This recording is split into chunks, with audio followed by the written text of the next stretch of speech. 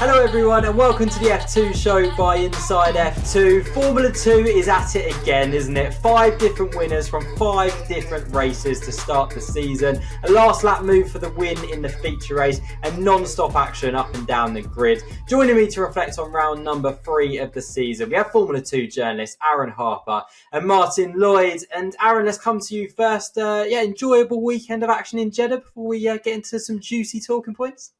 It was great. I mean, the Jeddah Corniche circuit has its critics, and I am not among them, because I think while there are points of it which are breathtakingly fast and probably quite scary if you're behind the wheel of a racing car, it provides action. The way it flows, it's high speed, it's a challenge for the drivers.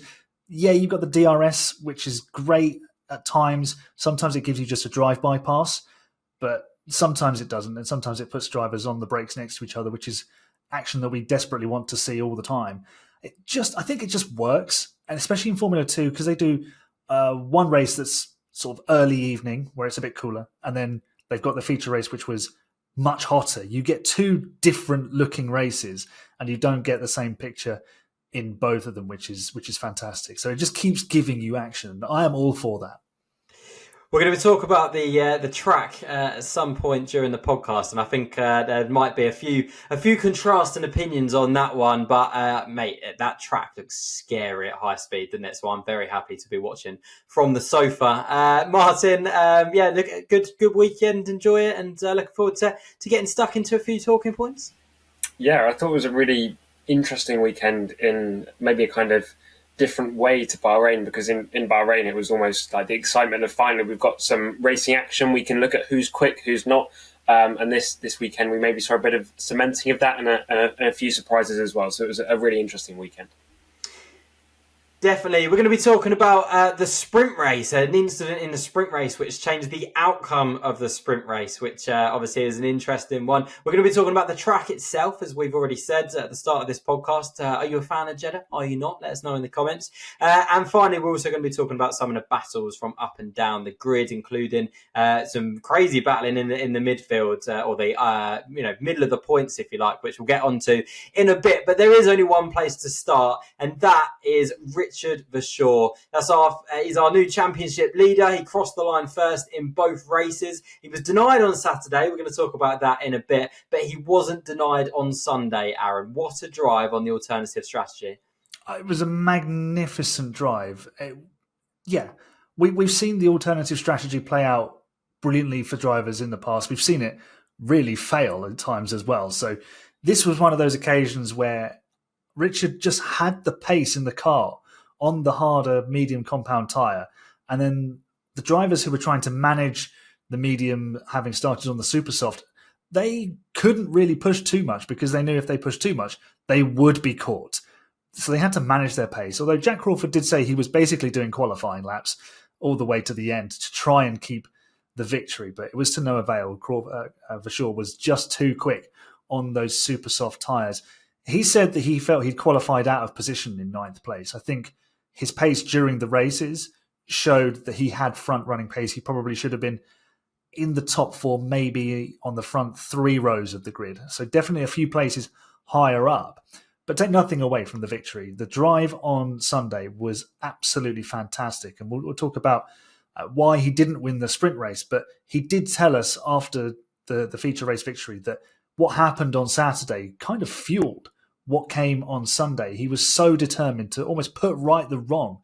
And how many times have we seen it before with Richard Verschoor? He crosses the line first, and then a few hours later, suddenly he's been given a penalty or he's disqualified. And the F2 socials even had great fun trolling us, putting a post out that Richard Verschoor had indeed kept the victory, just to make sure that everyone was kept up to date with the latest goings on in the life and tales of Richard Verschoor behind a racing car. So congratulations to him. A brilliant win. Took it with a DRS drive-by on the final lap. So easy as you like. But he'd done all the hard work before that to get there. So he'd kind of earned that. And a little bit of sympathy for Jack Crawford, because he had delivered an outstanding pole position lap on Friday. And he'd done everything right up to that point. He'd battled off with Victor Martins and held the lead over him. and to have it then taken away from him in a DRS drive-by is a bit demoralising, I suppose, but they're really important points for him. But Richard Verschoor was a very, very worthy winner.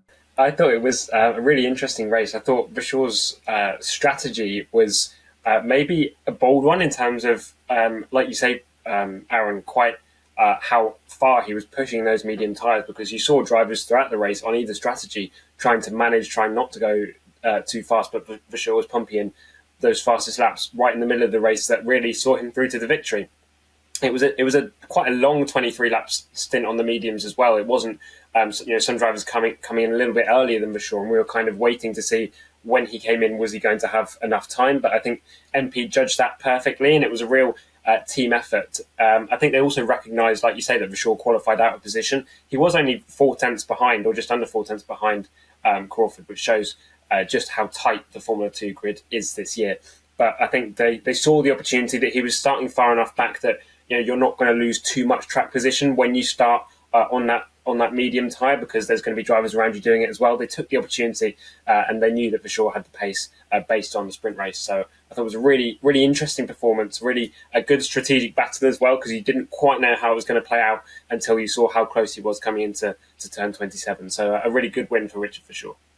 Just to jump in before you move us on there, Fraser, I think actually MP Motorsport deserve a lot of praise in this, because obviously Richard Verschoor had race-winning pace on Saturday on the medium tyre, so they knew he was going to be quick if they could keep the tyre temperatures under control, because obviously different time of day. So they knew the pace was in the car.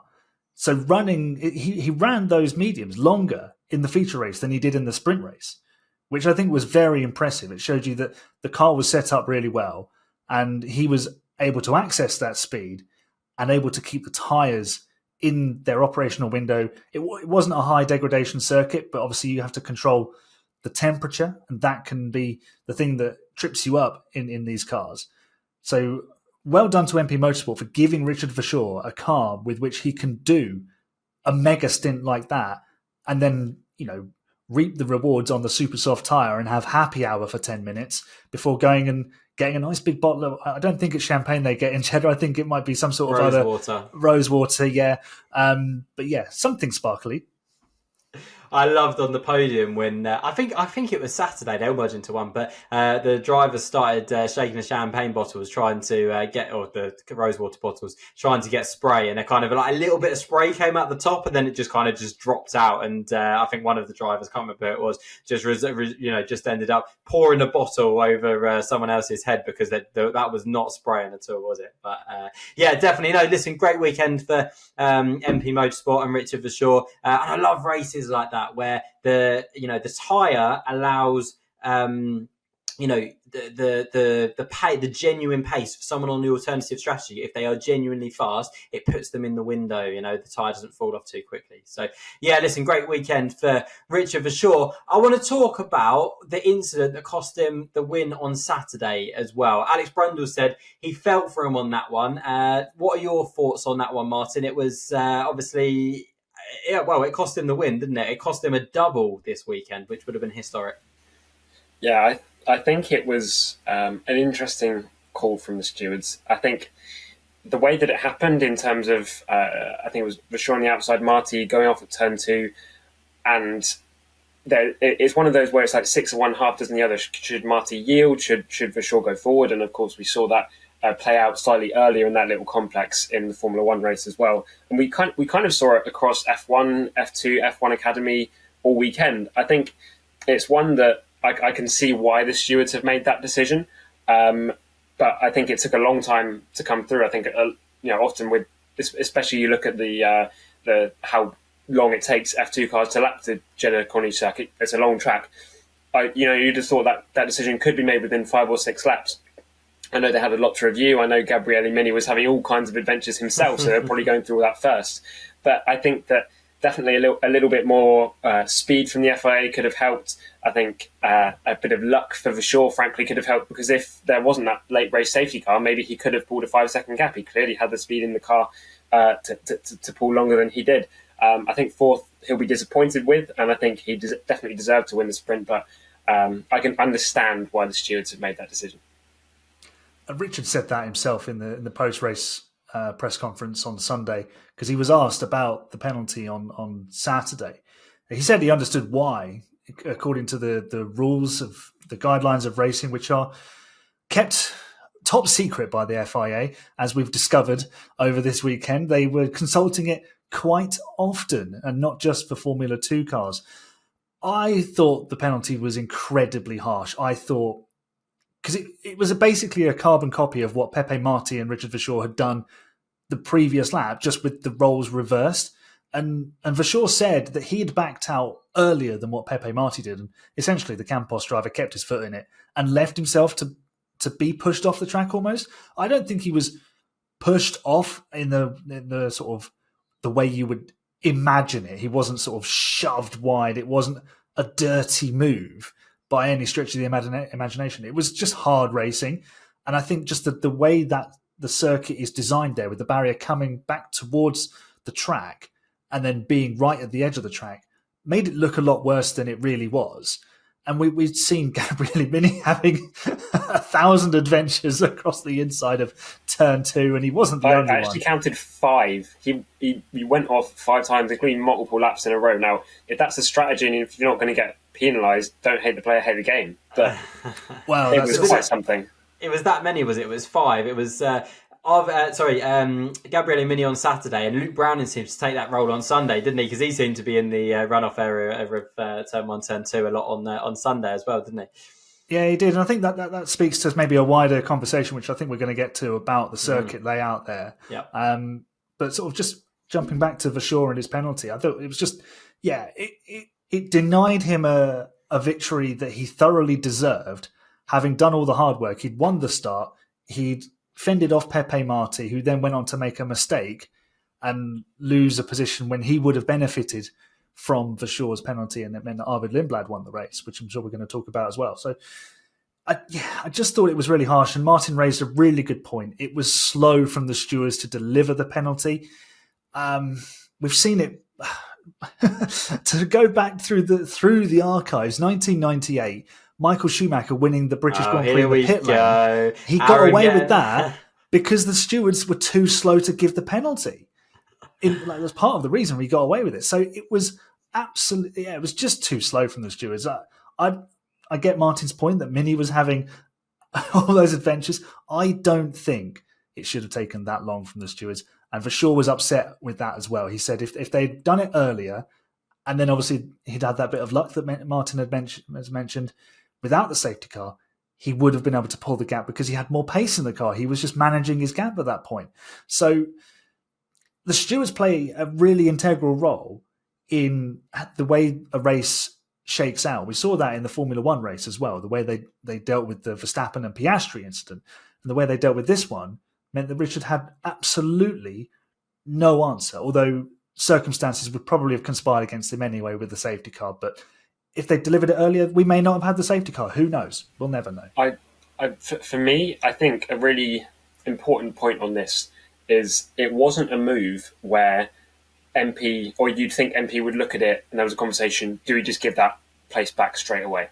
Do we give that back straight away, try again the next lap, and because we don't want to risk a penalty? There was not that conversation. It was, like you say, Aaron, it seemed like hard racing. And so when the penalty came in, it was like, oh, wait, which one was that? It wasn't like it was something that we were waiting on bated breath for. And it was like, oh, that's a bit of a shock. I actually had to rewind because I was in the feeder series group chat, and the message had come up, and I hadn't seen it come up on the top of the screen, and people saying Verschoor penalty. I'm like, hang on, that's not in my notes. What's going on here? So it was really not something we were looking out for. Like I say, I understand why the decision was made, but I do agree with Aaron. I think when you look at the other incidents that have happened this weekend, the way the track is designed, it's hard racing, and it's a really difficult one for Verschoor to take. But he made up for it more than made up for it on Sunday. Just to add as well, I watched the race on Sunday morning because I was out on Saturday afternoon, so I missed it live. But I knew Verschoor had lost the victory. He'd had a 5-second penalty. I thought it was track limits. And then I saw that incident and I thought, oh, that's fine. I was just waiting for him to get like a black and white flag and then the inevitable penalty. But when it popped up for that, I was really confused because it came so late. I think even watching it live, it would have been really jarring, and it's just frustrating because we want the stewards to do a good job, and they do, by and large, a very good job. They do a very useful job of policing racing and keeping it safe and making sure that drivers are following the rules and not exploiting them too much. But I think that was, stewards could have done a little bit better there. Listen, I'm with you guys on the penalty. I think it was. I think for me it was a really harsh penalty, and this is absolutely nothing against Pepe Marti, by the way. But for me, Pepe Marti kept his foot in, which, as you say, Aaron, it meant that it looked like he was being pushed towards the barrier when he wasn't really. And we've seen overtakes around the outside of what is turn 1 to then gain the inside of turn 2. We've seen that all weekend long, as you say, Martin, across numerous categories series, and the only difference there for me is that Marty's kept his foot in, and everyone else has kind of ducked underneath to then get or to have a strong exit coming out of turn 2. Marty's kept his foot in, which isn't Richard Verschoor's fault, if that makes sense. So I was definitely surprised by it. I definitely was surprised as well, Martin, about how long it took for the stewards to make that decision. And as you say, we don't know what Richard Verschoor's pace could have been at the sprint race. He could have built that gap. So. Obviously without that safety car. So it was obviously a bit of a harsh penalty. But obviously let's talk about the track itself, because for me, the bigger issue here is that, and this is not a Formula 2 specific thing, this is a Formula 1 thing as well, is the way that the track is at turn 1 and at turn 2 invites that to happen. We've seen it in previous years in Formula 2 and Formula 1, and we will continue to see it next year and the year after and the year after that, of drivers essentially exploiting that area of track to defend. If you've got the inside line, well, I'm not going to go into the Formula 1, Oscar Piastri and Max Verstappen, because I'm not going to touch that debate. But drivers are going to continually use the track and exploit the track, for what it is, Aaron. No, when you've got, for me, it's the track's fault. The stewards are in an absolute no-win situation. Whatever decision they make is going to be the wrong one, and that is the fault of the track, not the stewards. Yeah, it is. And we heard Chris McCarthy and Alex Brundle talking about the racing guidelines through the commentary of where a car has to be at a certain point to be given space. And I have a real bugbear with this racing guidelines, because I think it's nonsense. Because when you're racing someone, you are expecting them to be respectful and allow you some space. You're not expecting to be shoved off the track. And we've seen in instances, drivers just plain shoving each other off the track. And it's borderline dirty. None of what we saw this weekend was dirty driving by any stretch. It was clearly defending position and just exploiting those guidelines. And when they're in those battles, you don't know whether, for sure, if you are ahead at the apex, or whether the front axle is level with your wing mirror, because you're probably not looking there.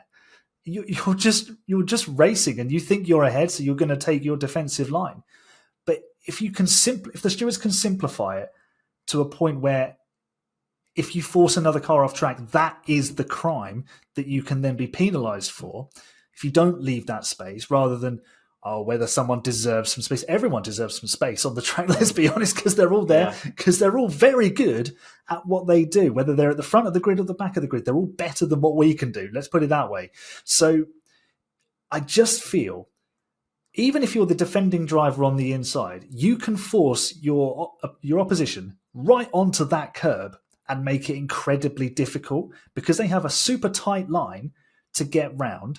You can go a little bit wider, square the car up, and get your exit. And I just thought that I think the rules and the way that circuit is laid out, it invites, like you say, people to swing round, have a lunge, and then just bail out and cut the corner. And that's not really good racing, because no one likes that. That's the key. And I've seen solutions. I've seen people talking about solutions of gravel and walls being there. You wouldn't want a wall there. Not a wall. You definitely want something to deter drivers from going across there. They don't like the sausage curbs. They wouldn't want gravel dragged onto the track. But so what do? It's like you said, the stewards are in a no-win situation because there is not a natural deterrent that you can put there without having to have safety cars to clear up the gravel, and drivers risk getting things thrown back up in their faces at their helmets, and that's a danger in itself. So the stewards have to operate on this. I think at the end of the day, it just comes down. It's all in the driver's hands. Literally, they're the ones holding the steering wheel. They choose how much to turn. They choose when to turn. It's in their hands. So if they, not to say the drivers are driving disrespectfully, but if they simply allow each other to stay on track and make it as difficult as possible, we can have some great racing action. Jack Crawford and Victor Martins, perfect example. Watch that back, and that is exactly how you do it. And thus ends my TED talk. Well, well done. Great lesson. I completely agree, and I think I was going to bring up that Martins Crawford example. Really hard racing, battling for.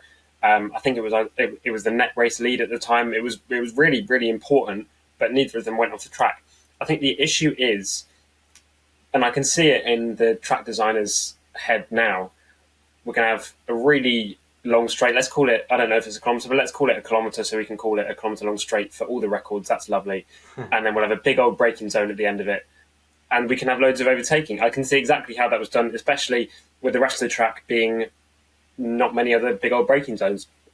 But it's the way that the track's designed which makes the left-hander in the chicane so tight that it's so easy to bail out and then come back on at the exact same time as your rival is coming back around the corner. You can say, well, it took me the same time as him.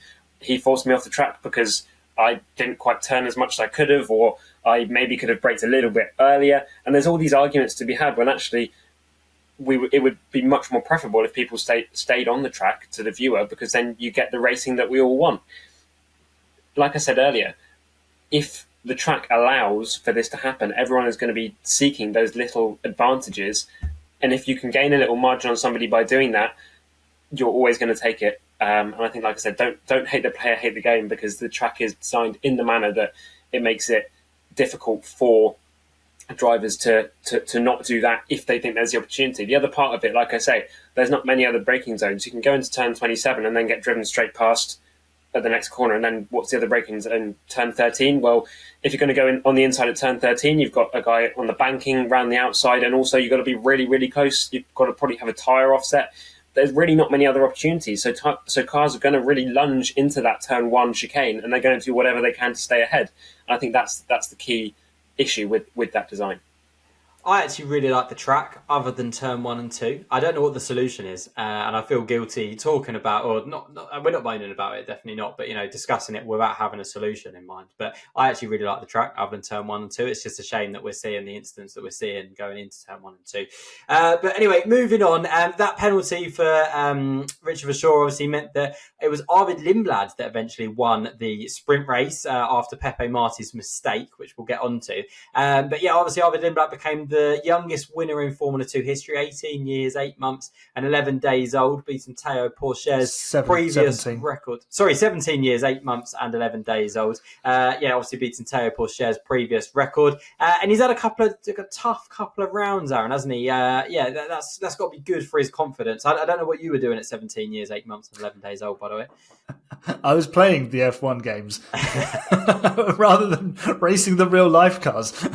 So he's doing much more than I am. I was even. But yeah, I mean, it's great for Arvid that he's got his F2 campaign properly up and running, because there was a lot of talk early pre-season on this podcast about how he's going to win races, be the first new winner, challenge for the championship, potentially even be in a racing bull, because they were definitely going to change a driver mid-season, and they didn't even wait that long. So they proved us all wrong on that one.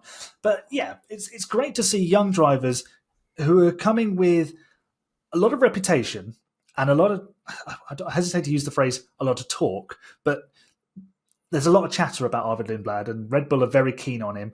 So there is a narrative there, and everyone is sort of a bit like Antonelli. We all get swept along, don't we? We're like, oh, nice, shiny, new fast driver. This is what we like to see. And it's great to see him have that success. Yes, it's come at the expense of Richard Verschoor, but a win's a win. You take them however they come. So this, I think, could be the catalyst for his season. Campos looked back on it this weekend, both cars running at the front, and we're going to circuits now in Imola and Monaco. F3 did Monaco last year, didn't they? So he would have raced there, and Barcelona, Spielberg, and then Silverstone. He'll know all of those circuits. So if he can get on top of the car, and this was sort of that breakthrough weekend, then sky's the limit for Arvid Lindblad. And, he could still it's still very early days. So yeah, he could definitely put a title push together. So great for him. Always exciting to see young drivers doing well. And obviously, well done to him for coming through in what is a very challenging race, because there is potential accidents at almost every corner. Yeah, obviously Campos 1-2 as well. First in the modern era of Formula 2 for them. Their last 1-2 was in 2016 when the series was GP2. And the first 1-2 in Formula 2 since Baku 2023. Prema, Ollie Behrman, Frederick Vestier. Remember that weekend? Bent steering wheel, Aaron. Remember us discussing that one? A fantastic weekend. Ollie Behrman won both races from pole position. Bent steering rack. Hey. Exactly no that. problem. Exactly that. Yeah. But anyway, Pepe Marti could have been for him had he not made that mistake, Martin. How gutted will he be that he made that mistake that eventually cost him the win? Yeah, I think Pepe will be frustrated, but I think there's two things that will almost please him about it. Firstly, it was in a sprint race, so it's not like he lost a few positions in the feature. And secondly, he made up for it in the feature. I think for Pepe, he's quite clearly made quite a big step forward, unless he does what he did last year and he struggles to score too many more points after the first few rounds. I think he's quite clearly made a big step forward from last year, where he was often in the lower points or just outside the top 10 and not quite able to match what Isaac Hadjar was doing. And I think Pepe's really stepped up this year, and he's being matched by Lindblad, who may have had a little bit of a more tricky first couple of rounds than what Pepe had, but I've actually been really impressed by him. He's doing exactly what I think a Formula 2 rookie, 17 years old, should be doing. So I've got his race results up here, and in the last 4 races, he's finished 5th, 8th, 1st, and 7th, so 4 point scoring appearances. And when you consider what his weakness was in Formula 3 last season, which was stringing together those point scoring appearances regularly in the second half of the season, he's already rectified that. If we just say for a brief moment that Lindblad did finish second rather than first in the sprint race, then that would have been his first podium where he didn't win the race since Melbourne last year in Formula 3. Every other podium he's got in Formula 3 was winning the race. So if he can show a bit more of that consistency of solid races where he doesn't necessarily win solid weekends, where he can come 5th, he can come 6th and pick up those minor points, I think that's going to be the key for Arvid this year. And like I say, I think Pepe is doing a really, really good job alongside him, and Campos have taken a big step forward in the last couple of rounds. So the message from Martin is, do a Théo Pourchaire. Don't win, finish second and third every race. Exactly. It wins you titles. Unbelievable.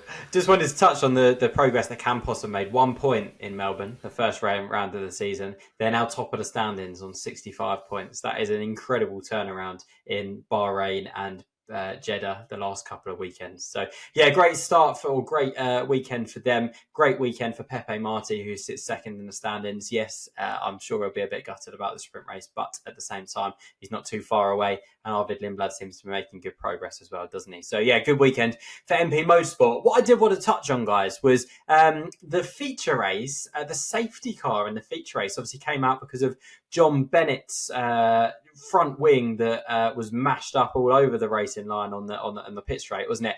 And I'll be honest with you, I was surprised a safety car wasn't called sooner, particularly given Jeddah high speed street track. And there was carbon fibre everywhere, all over the circuit, or all over the straight. You could see that obviously Jack Crawford had to drive round it to then dive back into the pit lane, didn't it? The audio listeners aren't going to be able to see my little movement there of the steering wheel and diving into the pit lane.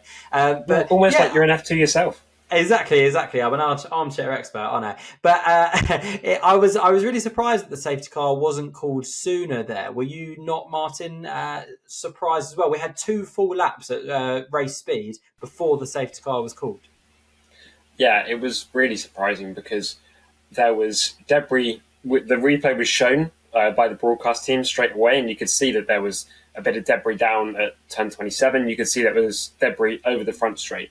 I think outside of the fact that there should have been a safety car thrown straight away anyway, because there's debris on the track, or at least a virtual safety car, it was right at the point in the race where there were drivers coming in and out of the pits.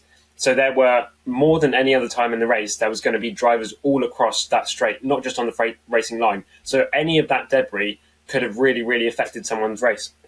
I was watching it and I was quite concerned, because you look at it and it could have been a tyre blowout that it caused that was similar to what Max Verstappen had in Baku in 2021. And it would have been a high-speed crash, a scary crash, and it's just not what you want to see. And I just didn't quite understand why it took the FIA quite so long to throw that safety car, because it was obvious it needed to be done. It was obvious that marshals weren't going to have the time to come onto the track. And when they did come onto the track, when the safety car was thrown, you could see there was pretty much a whole front wing that was still intact, that was on the track. And if someone hits that, you don't want to think what could happen. So it was quite frustrating not to see it shown straight away, but I'm quite pleased that there were no accidents as a result. Yeah, fully agree with you there, Martin. It was baffling how slow they were on the uptake. It was so obvious that the thing is, when they did throw a safety car, it was the virtual safety car, and I thought, well, you've got to put marshals onto the track there. Obviously, there must have been a large enough gap for drivers for the marshals to get out there and clear it all up. But still, it's broken off, having gone under the car. There's going to be tiny bits there. You need to make sure this is all cleared up. And we saw the weekend before last in Bahrain, in the Formula One race, there was a little bit of debris. It was slightly offline, but they decided to throw the full safety car to make sure it was all cleared up. So I think it's the same race director, isn't it, for F2 and F1 at the moment still. His name escapes me right now. But I just think, big bit of debris, big front wing. If someone hits that going over into the pit lane, that's going to be carbon fibre confetti, which, first of all, is a risk to the marshals around the track, to any spectators around the track. It's a risk to the drivers on the track. It was just, it was disappointing to see how slow they were. And also that they didn't throw the full safety car. I thought that would have been if you throw the full safety car basically immediately, it sort of blows the strategies out the window. Verschoor definitely wouldn't have won the race. But still, you can't think about that. You have to do what's right for that moment, because that was the right call. They got away with it because virtual safety car, they cleared it all up. No one suffered any big tyre blowouts. So I suppose all's well that ends well, but it could have been utterly disastrous, as Martin has already alluded to. So, stewarding and race control, it's a tough gig, but obviously we've highlighted today that there's a couple of things that they could have certainly done better, and I would hope that they are going away and sort of reviewing their work and saying, okay, maybe we could do this better in this situation. We can change this. We can do this. It just leaves sometimes a lot to be desired. Yeah, definitely glad there wasn't any major incidents from that, because there was 2 laps there where I was sat on the edge of my seat thinking, it's just not making me feel very comfortable. So, glad there wasn't any incidents from that. Formula 2 commentator Chris McCarthy, obviously on the podcast last week, friend of the show. Another good weekend for him and Alex Brundle in the commentary box. Let's hear what Chris McCarthy had to say about this weekend. Hello, everyone. So my 60-second review on the Jeddah F2 round. How on earth do I put this into 60 seconds? Well, I firstly did not see Arvid Lindblad and Richard Verschoor walking away as the winners. Arvid Lindblad becoming the youngest F2 winner. I did want to see it happen in the first 6 rounds, but I did not expect him to do it at the track that he'd never been to before. And I think it was a sign that Campos Racing can actually challenge for this championship in both the drivers and the teams championship. So, and it puts him in contention for the F1 seat next year in some form. And Richard Verschoor winning both races on the track was a nice way for him to come back, having been denied a victory last year. His feature race win was one of the finest performances he's ever put in. And I think it was a bounce-back performance, having been denied victory the day before. I think that spurred him on to win in the fashion that he did. Jack Crawford, a shame for him, but that's a much needed result, and Victor Martin's continuing to be consistent in qualifying as well, so he keeps himself in championship contention. But well done, Richard Verschoor, always the people's champion. Aaron, is there Aaron and Martin? Is there anyone anyone else you want to give a shout out? I guess there's a few people. Jack Crawford, great qualifying, obviously. Gabriele Mini was up there and didn't. I felt like his pace maybe lacked a little bit in the races. I don't know what you guys thought. Aaron, let's start with you on Jack Crawford. Yeah, I think Jack Crawford had a weekend that he definitely needed. I mean, we've just heard from Chris there, and he spoke ahead of the weekend about the experienced drivers, and he named the likes of Richard Verschoor, Jack Crawford and Victor Martins as drivers who needed a strong weekend. Lo and behold, they end up on the podium. So, Chris, if you've got the lottery numbers as well, that would be great. I'd really appreciate it. But, yeah, for Jack, excellent qualifying. He said it was the lap of his life. He was so shocked to see the lap time that popped up on his dashboard. And he worked the tyres into a window in qualifying after the red flag. And it just all came together for him. And then he delivered a very strong race. He should have gone on to win. But Verschoor, on that alternate strategy, had mesmeric pace.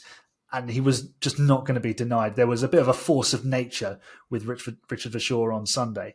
But I think Jack can be really pleased with this weekend. Take the momentum into Imola. Go and deliver another strong qualifying session. Get yourself on the podium again in the feature race. Start building up that point scoring momentum. Martin, Gabriele Mini? Yeah, I think for Gabriele, it was almost a slightly worrying weekend, but not necessarily from a driver point of view, if that makes sense. I think from Prama's point of view, it was worrying because he is clearly a driver with immense talent who's shown this season and last season in a Formula 2 car that he has got speed in this championship. But he was reversed up in the top 10 to start in the top 5 in the sprint race, and he just went backwards straight away. And he was always defending from drivers like Alex Dunn and Roman Stanek, who were clearly quicker than him, and resorting to going through that dreaded turn 1-2 runoff on 5 occasions. And I think that it really showed that Prama are still not where they want to be. And it'll be really frustrating for them because they're so used to being the resident front runners in this championship. But if you're in the sprint race and you can't stay at the front in a way that Lindblad moved to the front and Marty moved to the front and Dirksen and Beganovic did in Bahrain, if you can't stay in the sprint race when you've been reversed up there, it's a really difficult sign. And I think that was shown again on Sunday when Mini he kind of had a bit of a nothing race. He started on the soft tyres, but he couldn't really move forward. I think he finished 9th in the end, and there was just no real hope that he might be able to move forward and join the guys such as Fornaroli and Dunn and Browning and Marty, who are fighting really, really hard, as they were in Bahrain, who are fighting really hard over those 4th, 5th, 6th, 7th positions. And Mini just wasn't able to join them, and I think it was frustrating for him, certainly. The camera loved those guys in the feature race, just constantly on those 4 or 5 cars, wasn't it? So, love that. Fornaroli, Alex Dunn, Luke Browning, Victor Martins, a few guys there who had strong weekends. Double points for all of those drivers, other than Luke Browning, who didn't score in the sprint race on Saturday. So, good weekend for all of those guys. Should we take a look at the championship standings before we go? Richard Verschoor takes a 12-point lead in the standings ahead of Pepe Marti and Leo Fornaroli. Alex Dunn and Luke Browning sit 4th and 5th after more top 10 finishes for both drivers. Arvid Lindblad's first win this weekend moves him to 7th in the standings ahead of Crawford, Beganovic and Mini. And the team standings? Campos lead the way with 65 points ahead of MP Motorsport and Invicta. Previous leaders Hightech dropped to 4th ahead of Rodin. Dam's got their first points of the season this weekend. They move up to 7th ahead of Prema. And Trident remain the only team yet to get off the mark. Okay, that's all we got time for today on the show. Make sure you give us a like, subscribe for more Formula 2 content, and get involved in the conversation as well in the comments. Let us know your thoughts, particularly around Jeddah, Turn 1, Turn 2, the move between, or the incident between Pepe Marti and Richard Verschoor. We want to hear your views and your points about those topics. But from me, Fraser Ford, and all of us here at Inside F2, we'll see you next time.